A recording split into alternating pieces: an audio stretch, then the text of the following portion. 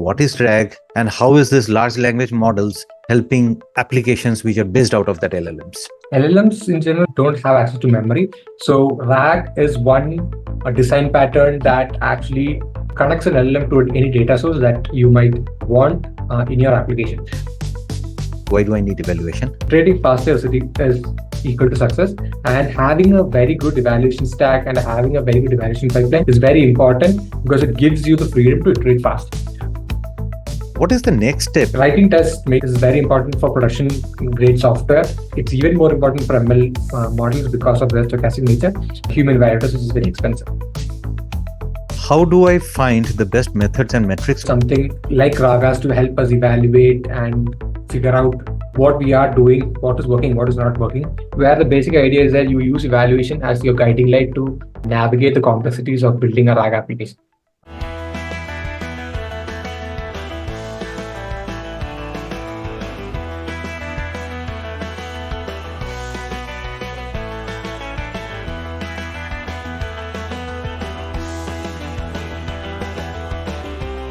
So today is our Generative AI in Enterprise episode 19, and topic of the day is evaluation driven development, and our guest is Jithin James, famous for Ragas framework. So now, Jithin, thanks for taking the time out. I'll quickly go through the agenda, do some disclaimers, and hand the floor all to you so that you can kick it off from here. But thank you, Jithin. I really appreciate that you taking the time out and coming over here in this meetup group. I have been a fan of you, right? So I was lucky to be part of some generative AI projects. And one of the key elements that everyone is talking about, myself included, was how do I do evaluation? So I was, doing a lot of research, and I believe there was some discussion with you and Harrison Chase from Langchin at some point of time, maybe 6 months or 9 months back. Yeah. And that was super helpful. So that gave me the foundation for, okay, I can use the Ragas framework. And then we started using that. And it has been a while right now. So almost 6 to 9 months. Things are evolving. Things are changing fast. And you have a lot to share with us, I know. So that's what we want to open our minds and learn from you, that what is going on in the industry. How are you looking at it from your perspective? And then, of course, what is Ragas, what is exploding gradients, etc., etc. So that being said, agenda is very simple: introduction, disclaimer, housekeeping, participant introduction, and then open floor to you for the topic of the day. Disclaimer is this whole initiative is, or the podcast or meetup or whatever it is you call it. So this is my own. Any views, positions, strategies are not reflection of my employer. This session is being recorded and photographed, and I'll share it in social media, which is like my YouTube channel, Curious Circuits. So if you are concerned in appearing in the recordings or talking, or if you do not want to share any confidential information, IPs, etc., please be conscious of that and don't share. So it's like for all. But being said that, we still want to hear from you. So feel free to talk, ask questions, be on cameras. We'll get to know each other. Microphone, we ask participants to be on mute while our guest is speaking. If you have any questions, you can put it on the chat. I'll try to do that collaboration. But again, if it's a smaller group, then we can always go ahead and feel free to ask questions. So Jithin, I'll let you drive that as well. That's pretty much it. So from the sign up standpoint, I saw like a lot of different people from interested areas, like professions from AI and machine learning, entrepreneurs, business analysts, educators, researchers, students, beginners, product managers, healthcare, and other fields miscellaneous. So there is a lot of interest in this particular evaluation area. Now coming back to Jithin, our speaker. So Jithin is the chief maintainer for the Ragas framework. And so you can find it in github.com, exploding gradients /Ragas.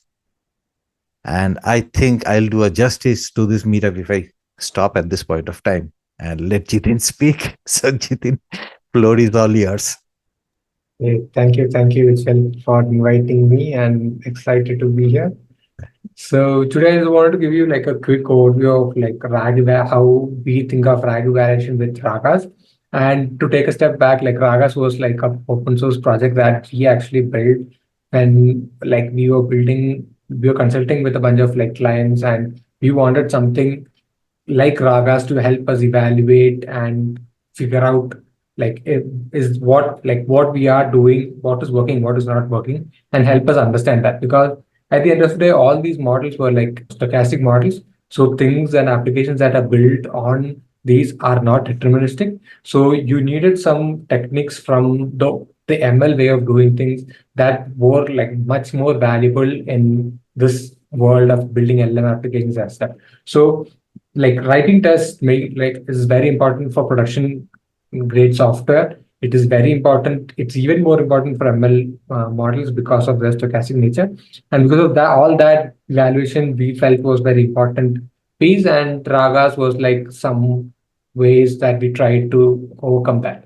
And this is like another quote by Hamel Hassan that nails this point. And this is also a very good blog post if anyone is interested in that he like covers evals in depth. But what most of the people who have put ML models or now moving forward LLM applications in production have seen is that the root cause is that they don't have some sort of feedback loop that is very fast and very efficient to understand where their project is failing and where they are not. And literally, the success of a project and the failure of a project can boil down to having like basic engineering principles. And this becomes even more important in projects like LLM applications that are going forward. So we luckily we talk with a bunch of other like clients that are trying to build LLM applications in production, and each one of them who have like some sort of valuation set up from the get-go are can iterate much more faster and have been able to ship these things very fast. And that is because of the next point, yeah, which is that iterating faster is equal to success, and having a very good evaluation set helps you iterate faster. So basically, whenever you're building any LLM application or any ML models in general, what you effectively do is you run a bunch of experiments. You might want to improve your retriever. You like if you're building a RAG, you want to improve your retriever. You want to improve the generator and see if the generator is like making sense. You want to reduce costs, so you might want to try out different LLM models that are out there that are much smaller than ChatGPT 4 or any other model that you use initially. So you are as an AI engineer or LLM application developer, you are trying out various different experiments that you want to try out and see how those things affect the performance of your underlying application and the quality of your application for the user. So how fast you can iterate is very important, because the faster you iterate, the more you learn. And the more you learn means you'll be able to create a much more holistic and much more robust application for your users, which will correlate to success at the end of the day. So that is why iterating faster is equal to success.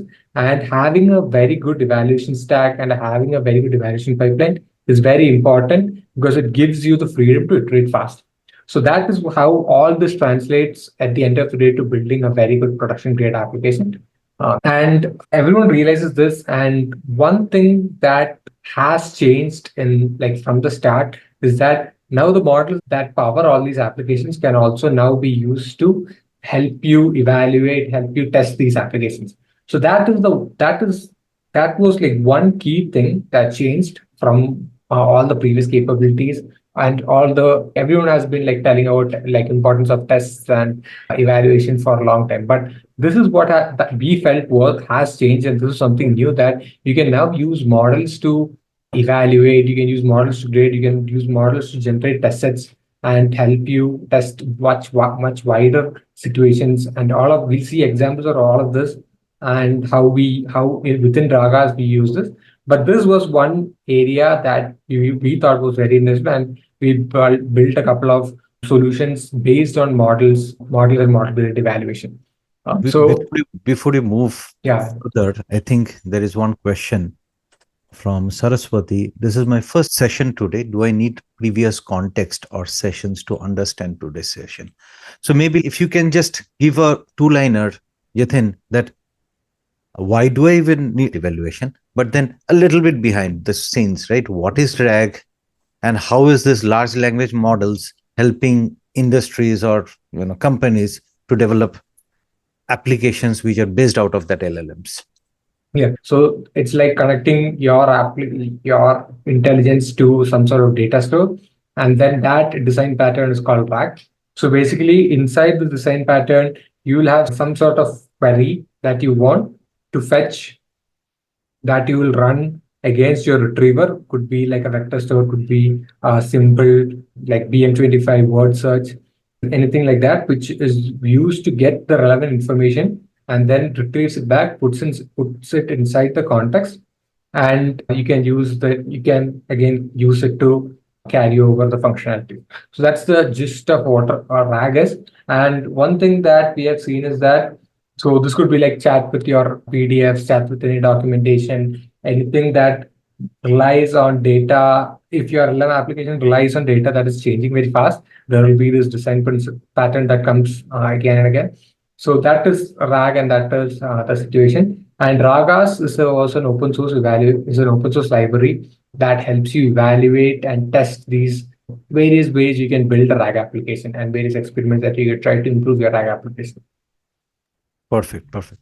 Thank you. And inside that, how we are trying to do it is that we are using models to help us do two kinds of things. One is evaluation, where the basic idea was that, okay, I have a RAG system that I'm building. Now I want to get a single metric that effectively measures how good my RAG pipeline is. And now with that single metric, I can now run various different experiments so that I can see how these metrics changes, and based on that, I can make decisions and see what is working and what is not working.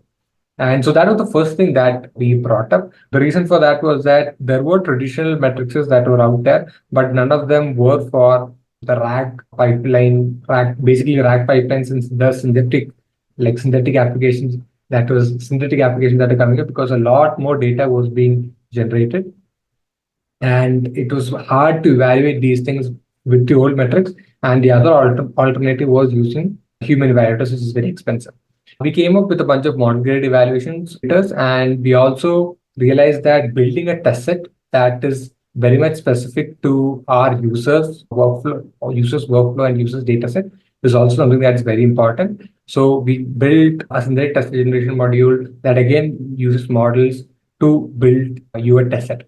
So in this talk, we'll be covering a bunch of like techniques that we use internally, and then which hopefully gives you some ideas that you can use to when you are thinking about how do you actually evaluate LLM applications and how do I use models for these various situations. And so yeah, that's the objective for the talk. Yeah, so first we start off with the metrics. And in Ragas, primarily we start off with RAG evaluation. And inside RAG evaluation, we split the problem into two. So one is your generation and one is a retriever. So the retriever is the component that goes and gets the data. The generation is the component that uses all this data and generates an answer that fulfills the query that the user gave. So based on these two functionalities, we came up with a couple of matrices. First, for the retriever side is precision and recall, which is your average, basically precision and recall in the information retriever context, which measures like the precision, which is the signal to noise ratio of the retrieve context, and the recall, which measures like how much did you get all the information that you actually needed, that was like actually needed to solve the query. And on the generation side was a couple of things more, which the first one is faithfulness, which is basically hallucinations and a measure for measuring how much hallucination there is in the answer. And answer relevancy, which is a measure of how relevant the generated answer is to the question. And there is also one more metric called answer correctness, which is also an end-to-end metric that I'll discuss here, but it's also an important metric. Next slide. Just to do a quick pause over here. So basically what you're saying is now I, as an organization, I have a large language model that I can use to chat, but then it won't be able to like give answers to the documents that I have in my Google Drive or something, because large language model doesn't know that. So I use RAG framework, which is an architectural approach to use my documents and the combination of LLMs to get an answer. But then how do I know whether the answer is correct or not? So that is the problem that you're trying to solve. And these are the 4 metrics that you use to solve that problem. Yeah, in a way, you can use it. You can use it for that method. And one other way you can use it also, you can use it while developing. Because for answer correctness, one con is that you actually need to have the ground truth when you're in the calculation, when you're computing. What is Initially, ground truth? Ragas, What yeah, is ground truth? ground truth is basically the correct answer that you as a developer to say that this is the answer. So for example, in this thing, the question is where was Einstein born? And you yourself provide the ground truth as Einstein was born in 1879 in Germany. And your LLM system then comes up with two answers. First is the in 1879 Einstein was born in Germany, and the second system that you built was outputted that Einstein was born in Spain, 1879. So these are two different answers that maybe you used two different LLMs, maybe used two different retriever. Whatever happened at the end of the day, answer correctness measures the end-to-end score, and it tells you that hey, the first statement is much has a higher answer correctness than the last answer. Mhm. And why does it say that? It is because in the ground truth answer, there are two statements. So it breaks, like what Ragas does is it uses Reserve to break it down into n number of statements. And here there are two statements. One is the date and one is the place. And you can see that in the first statement, even though the order and the semantics of the sentence is different, the statements are consistent. And while in the second sentence, even though the semantic of the statement is almost similar, but the exact facts are wrong. So that is how Ragas is able to figure out with the ground truth how correct one answer to another answer is. So I might have a set of documents, like a drive, box or Google Drive, which has hundreds and thousands of documents. Yeah. How do I even generate the ground truth? Yeah. So here we have one synthetic text generation piece that we'll talk about later. But that is like one easy way where you can just give a set of documents and it will figure out what are the like sections that can be used to generate good questions, and it will use these questions. You like pick out these contexts and then generate questions from them. So you have a context. So you're going from output to input, so you get like a very high quality data set that is good enough to start with.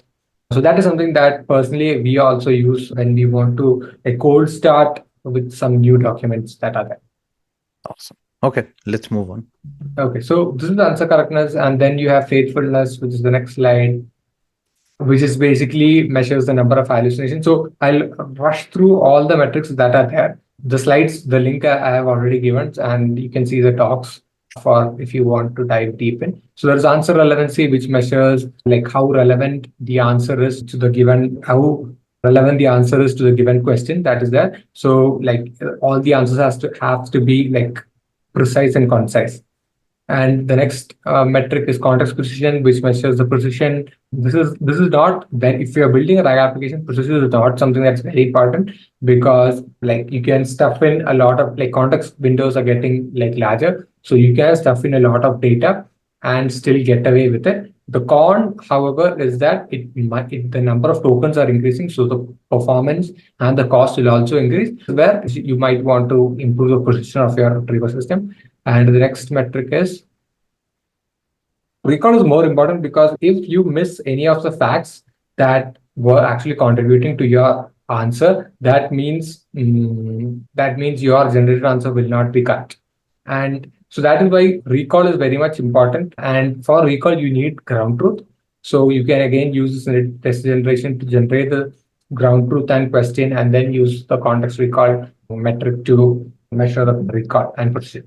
So one key thing difference is that like recall and precision are standard like information retrieval matrices, but the key thing here is that we use models so that you don't have to annotate a lot of data manually. So if you look at like standard information retrieval tasks, you have to identify the spans, and it's a very the data set the effort that you need to curate a data set is very important. This is a bit on the higher side.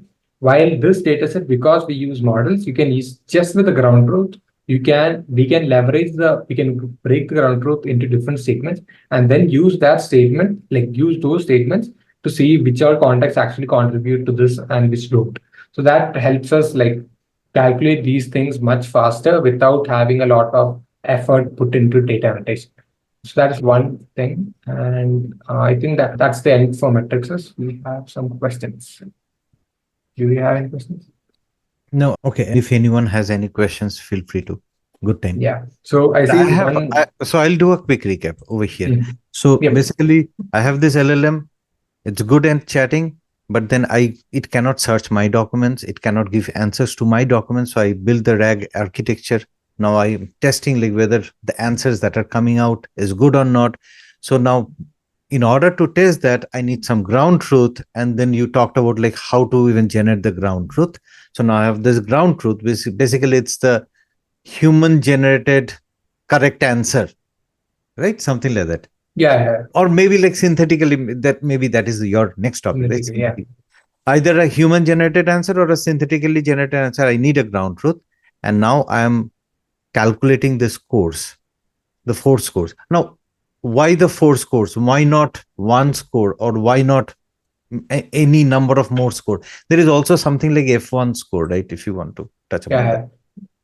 So there are like more matrices will be coming up also. There will be also like if you check the docs, there are a lot more matrices that are there. So these are the only common ones that we talk about. But you can also add a lot more scope like matrices that you actually care about. The metrics that you choose actually depend on the experiment that you're running. If we get time, I'll walk you through an example of how we think about all this. But the gist is that, say if I am like trying to improve one specific part, like I'm only trying to improve the retriever, then I need to measure, like I need to use matrices that measure the retriever component, only the retriever component. So I will use I'll use matrices inside Ragas that measure that, or I'll use some other metric inside that. And it could also be things like time to first token, things like that. So those are very different like things that you like want to measure, which come from the experiment that you're running and the things that you care about as an engineer about your product. So that is how like your needs and the things that you optimize for and the experiments that you want to run come first. And from that work or from that scope or from your objectives, you choose the metric that best help you measure what you want. And that is how we any framework or anything documentation to choose how to even go ahead with this decisioning of which metrics do I need in my project? Yeah. Suppose I'm a new over here. Yeah. So on a higher level, how we think of it is that you can start off with answer correctness because it's like an end-to-end metric. It measures the end-to-end performance of your system. So you can start off with that. Then you can break down your LM application into two RAG application in 2 different parts. One is your retriever. So what we have seen is that you can get a lot of easy wins by just improving your retriever when you're building a RAG application. So focus on the retriever first, because if you're using a good enough LLM 3.5 or 4, and like it is cheap, like say 3.5, it will get the job done. Otherwise, unless you are like doing a much more complicated setup or application. So this is an open source framework, right? Your Ragas? Ragas is an open source. Yes. Open source. There is one question over here. Can we integrate open source LLMs? And does Ragas use LangChain? Yeah. So you can use open source LLMs, but the problem is that the quality cannot be ensured because we are using LLMs to evaluate. If the LLMs that actually judge these things are not good, that means the scores that it produces will not be good. And so we recommend like models that are at least as good as like ChatGPT, like GPT 3.5 and above. So that is you should use like open source models that are at least that capable. So is it like Meta, Llama? Yeah, Llama. I think Llama, what was the biggest they released? Llama 3, I think, right? Yeah, Llama 3, but then I don't think they released the 80 billion model or anything.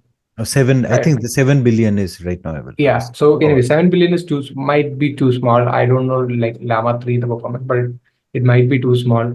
Anything like, above 80 billion would be a good bet. The newer models. Okay.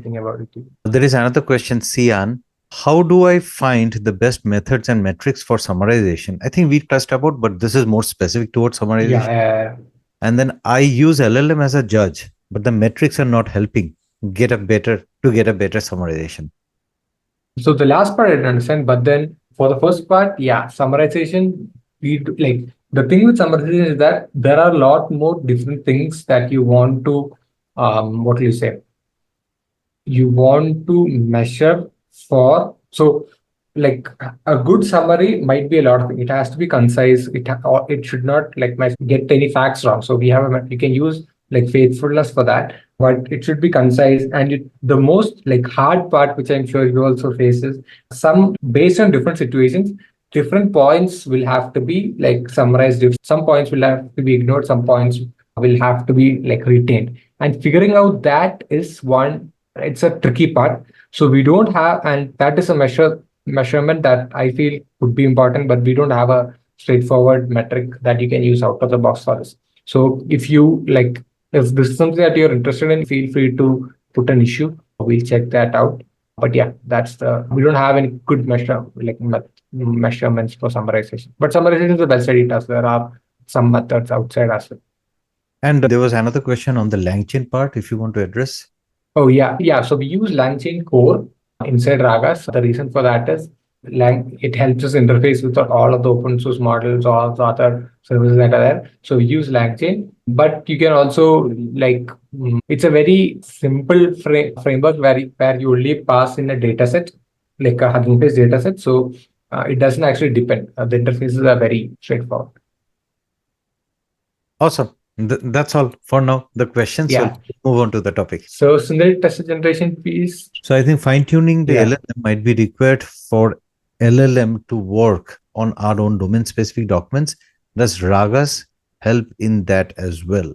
Yeah, so Raga does not help you with anything like fine tune, like actually do the change or make the improvement. That is something the developer will have to do. So, for example, if you see that you want to fine tune your LLM for any of the things, could be to like make the answers much more like concise. Any like maybe you have some specific policies that you want the model to follow. So these things like that, you have to do the fine tuning yourself. You can use some of the like techniques that we discussed to measure, come up with a couple of metrics so that it is much more easy to measure and you can see if there is any improvements that are happening when you do the fine tune. That's like one way. There is another question. We are building a Gen AI app for research scientists to ask questions from document. So they asked our development team that, Yeah. how do we know if the answer is generated or correct? Jithin covered that in the But there four is metrics that you talked about. Yeah. So you can use the metric. So inside one thing that you can use, there's the faithfulness metric that is there, which measures hallucination. So the neat thing about faithfulness is that it's a reference-free metric. So you don't actually need the ground truth when you're computing that.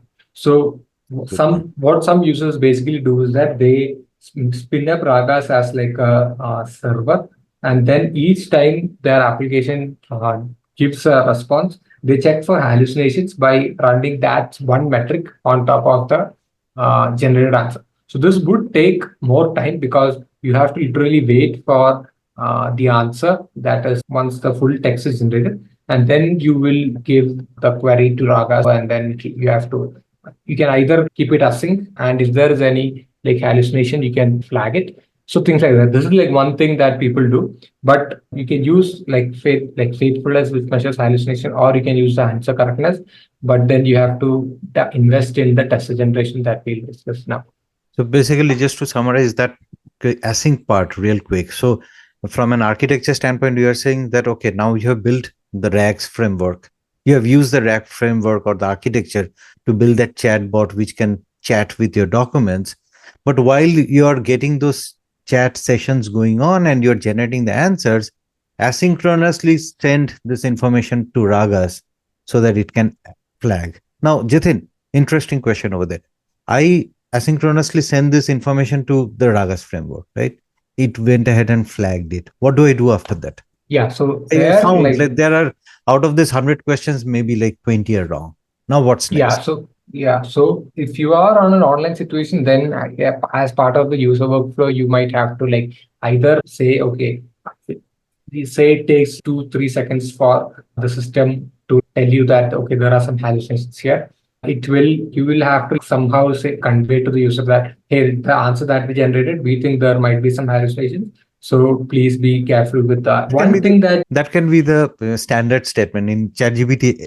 yeah, They'll put a disclaimer saying that okay, yeah, there might be mistakes. yeah. So that But is my one thing. question is, okay, now let's say we put the disclaimer by default, right? There can be hallucinations, etc., etc. Fine. But now in my pipeline, suppose I send this metric to Ragas kind of this churn is going on all the time, and then maybe we'll flag or not flag, put it in some database. What is the next step according to you that people should do? Now, should I take this metrics, go ahead and fine tune an LLM, go ahead and change my chunking strategy? Like, what exactly are we Yeah. supposed to?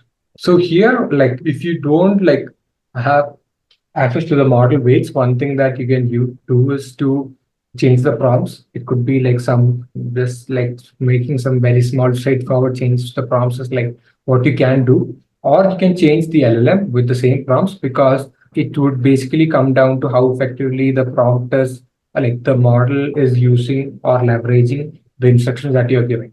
So these are like two things that you can do.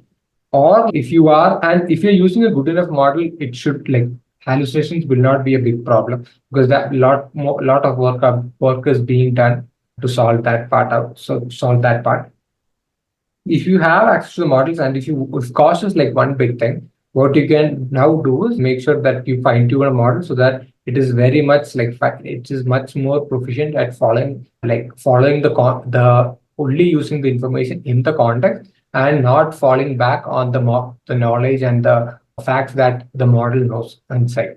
So that is like The one model. straightforward way you can use it. And because you have this loop running, you have a like over time you have a higher like much more better data set, like test data set that you can use to see if like your model is actually performing well or not. So that's a very good thing to start off. So basically, in the pipeline, like it's not only, I mean, if I'm building a chat application, it's not only the chat application itself. We need to build a pipeline which is like post application processing, measurement, fixing. It's like a life cycle, right? Going back to Yeah, where we started. Okay. yeah, yeah. I could think. Okay, no, we'll come back to that later. Okay. So yeah, Yeah. so Just scenario a test reminder, generation. like 12:40. I know, like I Yeah, wasted a lot of your time. no, no, no. I We'll do not know whether. quickly walk through it. Okay, go ahead. Scenario test generation is like again a simple. So here, like we have a couple of matrices now, but then we don't have the test set that you can actually run these matrices again. So scenario test generation piece was something that we came up with to solve the problem and help users quickly generate a test set that is of much higher quality than something that you would get by simply using LLMs for LLMs directly. So the reason for that is LLMs are trained to be like convergent. So the type of questions that they would like natively produce and the types of things that the style of the questions will be very similar. So those were not the type of questions that you will see in production or your users might ask you.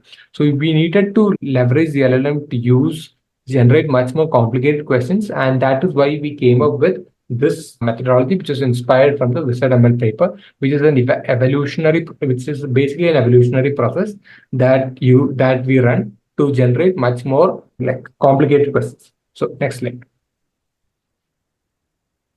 And the basic idea is that we first select contexts that are like of higher quality context, and it could be that you can generate a lot more good questions from dense sections or dense chunks that talk about like very serious like stuff rather than generating questions from table of contents or like appendix sections.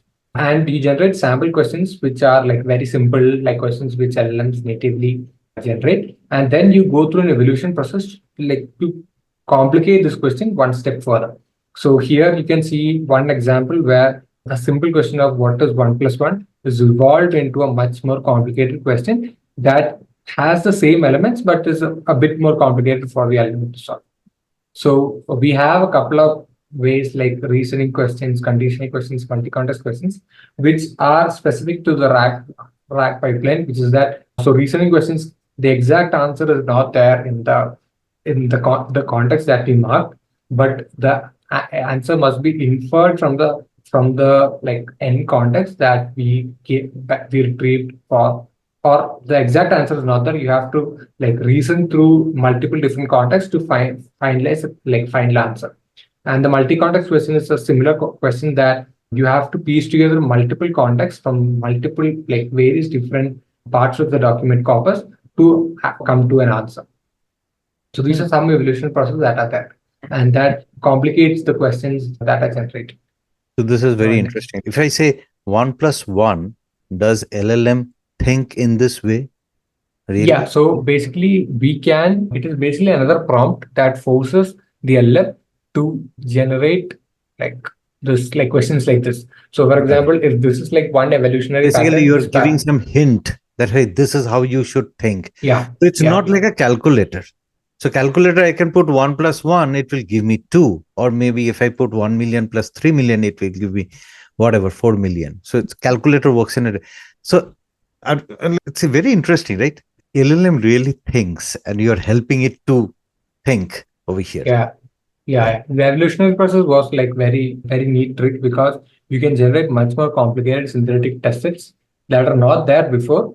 So basically you can see how the LLMs, like you can leverage the LLM to be smart about generating test sets that are much more complicated, but are based on whatever test sets that you already have.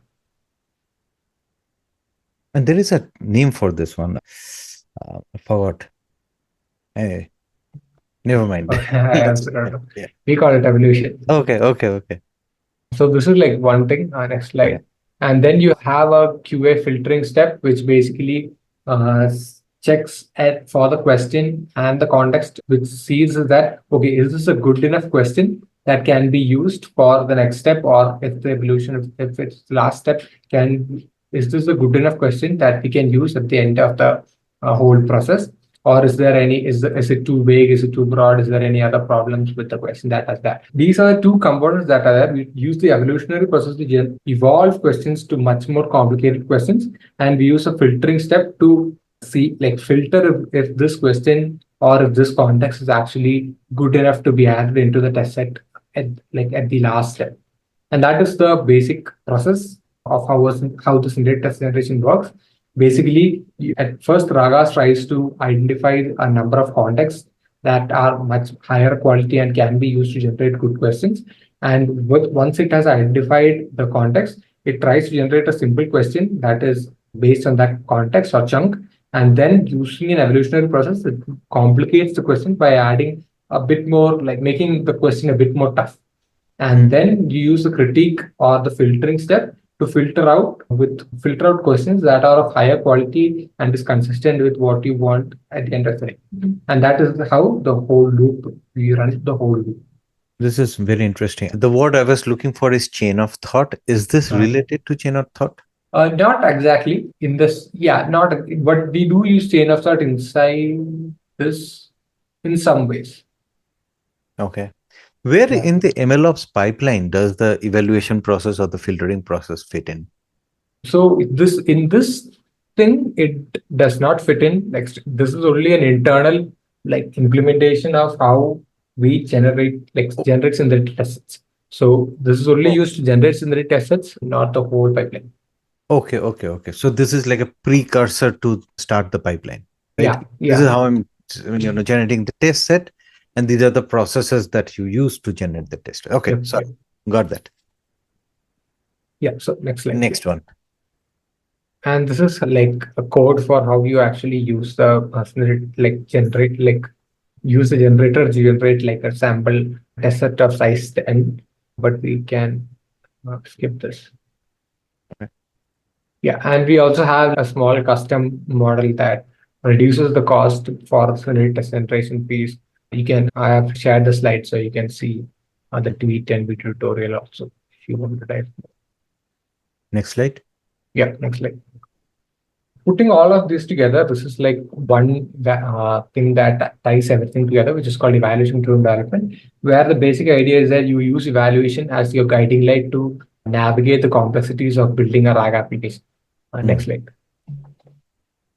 And the basic steps are like you start off with building a high quality test set. Then you formulate experiments and choose different metrics that you can use to quantify these experiments and see what is working and what is not working.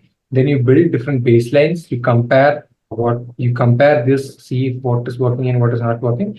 And then you evaluate these baselines and analyze the results. And then you can iterate and improve based on what is working and what is not working. So I will go through all these steps with with a very simple toy example. So next step.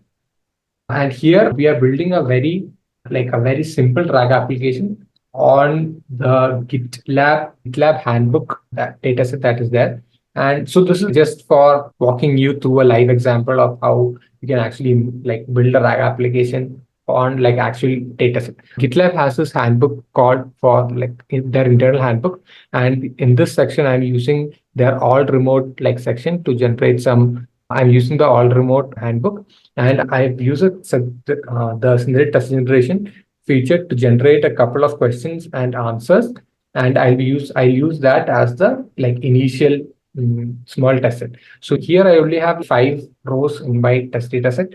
Ideally, you will want to have much more, and the practice that I usually do is that I generate, say, based on the number of documents that are there, generate 30 to 50 questions that with the test sets in the test set. And then I go through each of those rows and I choose the ones that make the most sense and drop anything that is not required. So basically, I take one pass through the synthetic test generation piece that I know that there is only high quality questions that are actually there. Okay, so after going through all that, you have a good test set, and this is important because the quality of the test set affects the downgrade, downstream things that we are going to do. Next slide. So basically, now you have generated the test. Now you're going to use the test set to evaluate.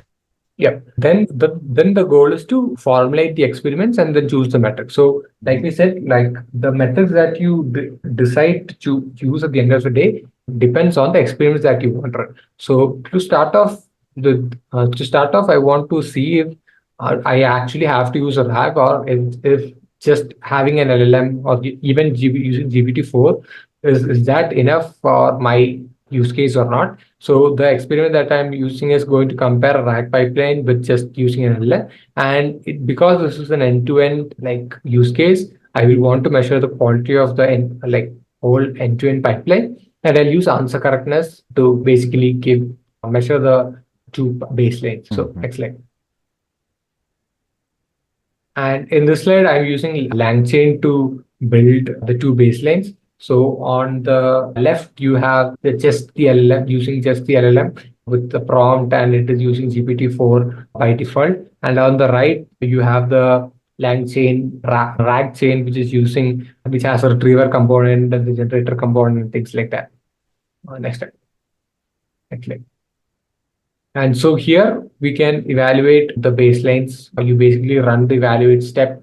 In this GIF is from the LangChain blog that we are going to release soon. So here it is using Langsmith to help visualize the two experiments that we ran and trying to compare both the experiments. So here, if you can see that with the help of Langsmith, it assigns the score to each of the rows.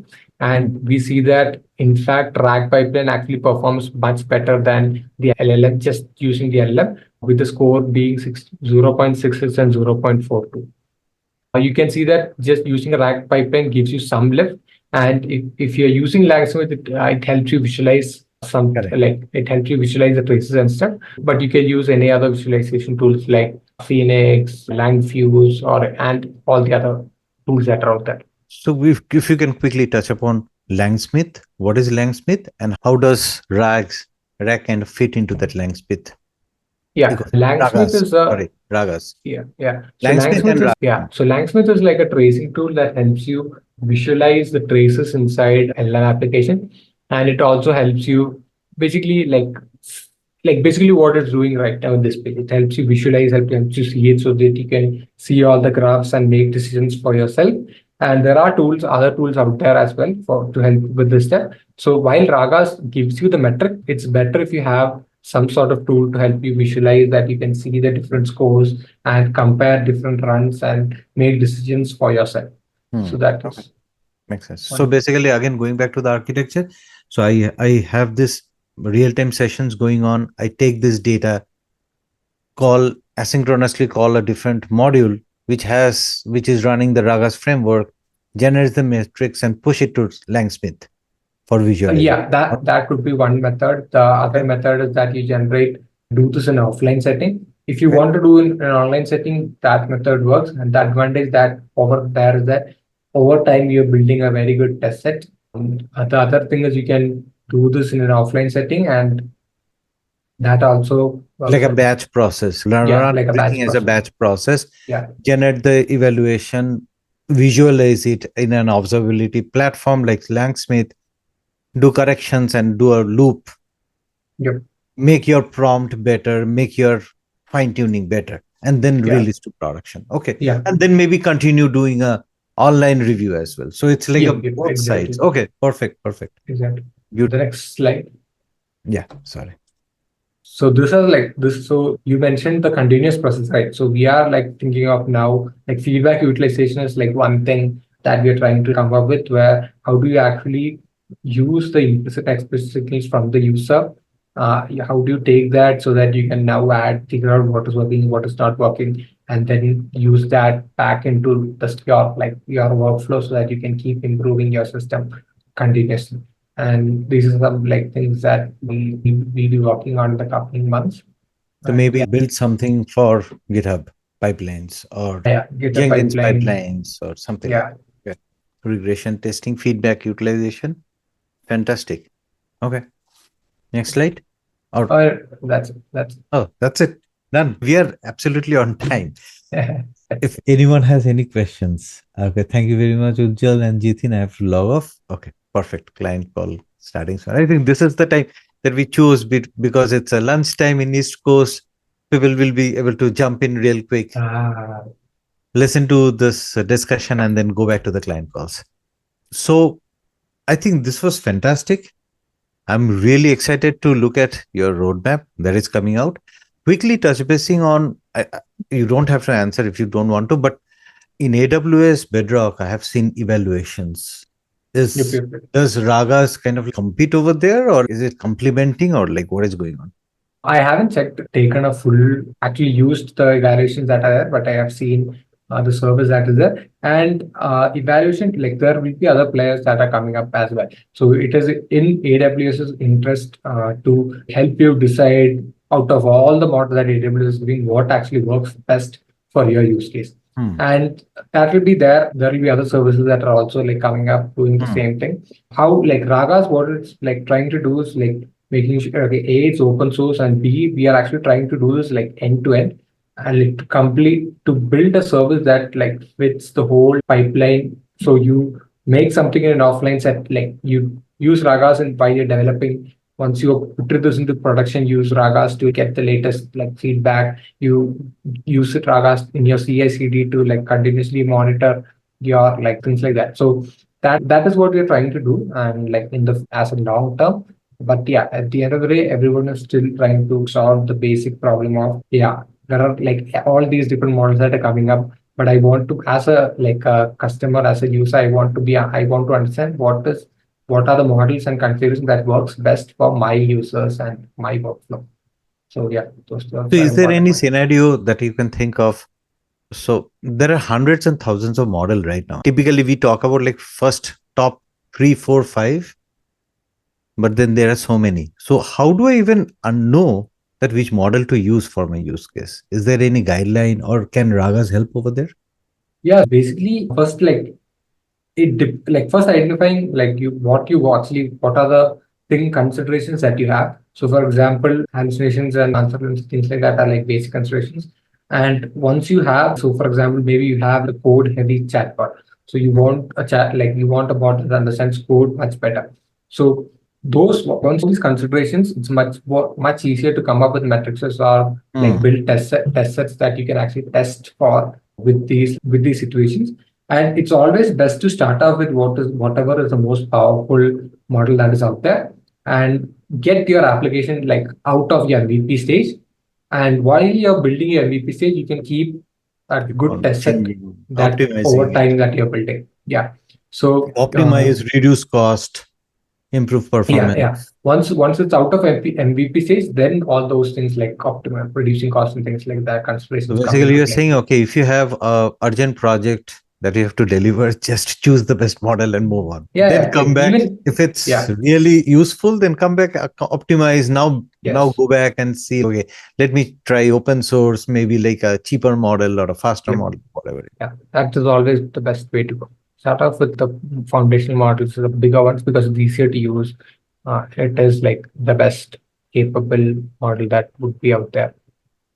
But also sometimes the best model is just a little bit slower. That's what we have seen. Yeah. That's the con that Performance. I have So to it's take. that the balance that we have to. Do I need the best output or do I need the best performance?